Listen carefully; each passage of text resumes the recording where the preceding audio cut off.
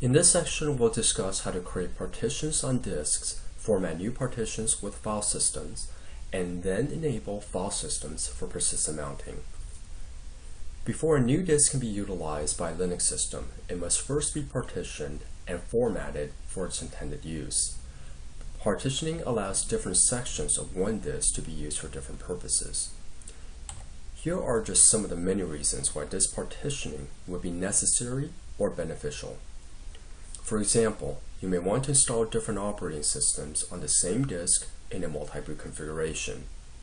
Or you may want to create multiple partitions so that a portion of the disk is used for Linux swap space while another portion is used as Linux file system. Yet another scenario is when you want to keep system files separate from user files.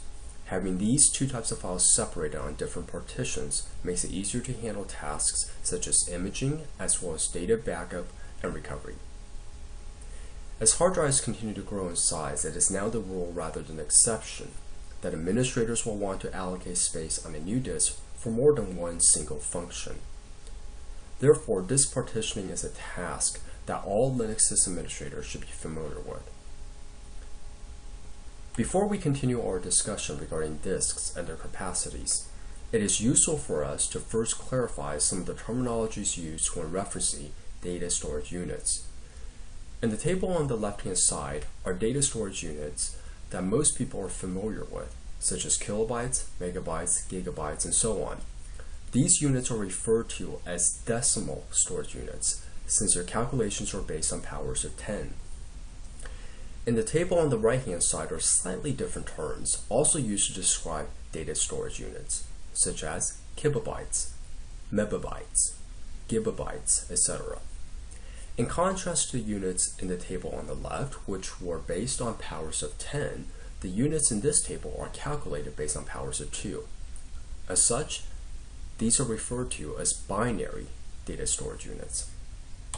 As a practical example, when the term gigabyte is used, it refers to 10 to the 9th bytes, or 1 billion bytes.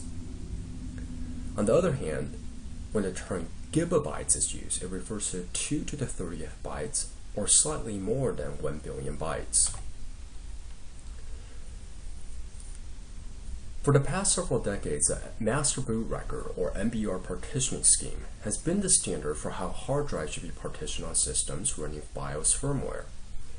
The limitations of the MBR partitioning scheme has become more and more problematic over time. The most notable of these are its limitations of the number of partitions and the maximum size of disks and partitions that can be accommodated. The MBR partitioning scheme can support a maximum of 15 partitions on a disk and can accommodate a maximum disk and partition size of 2 terabytes. MBR's 2 terabytes limit is quickly becoming a real-world issue as disk capacities continue to grow. As a result, the MBR partitioning scheme is in the process of being obsoleted by the newer GUID partition table, or GPT, partitioning scheme. You will see the GPT partitioning scheme used on newer systems running the Unified Extensible Firmware Interface, or UEFI firmware. GPT addresses many of the limitations imposed by the MBR partitioning scheme. Most notably, in the default specification, GPT can support a maximum of 128 partitions and can accommodate disk and partition sizes of up to 8 zettabyte, which is slightly over 8 billion terabytes. In addition to overcoming the limitations of the MBR partitioning scheme, GPT also offers several new features and benefits.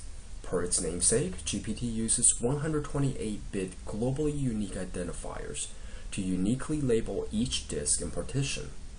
Another feature is a redundancy of partition table data. The MBR partitioning scheme stores a single copy of its partition table data at the beginning of the disk and therefore presents a single point of failure.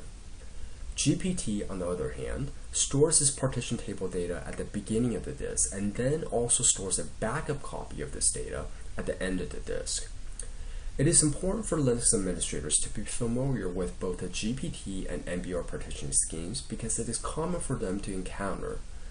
both BIOS and UEFI systems in today's operational environments.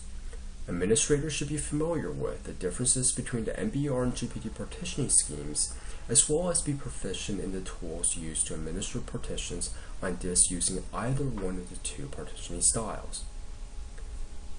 To make changes to a disk's partition, such as create a partition, modify a partition, or remove a partition, administrators need to use tools known as partition editors.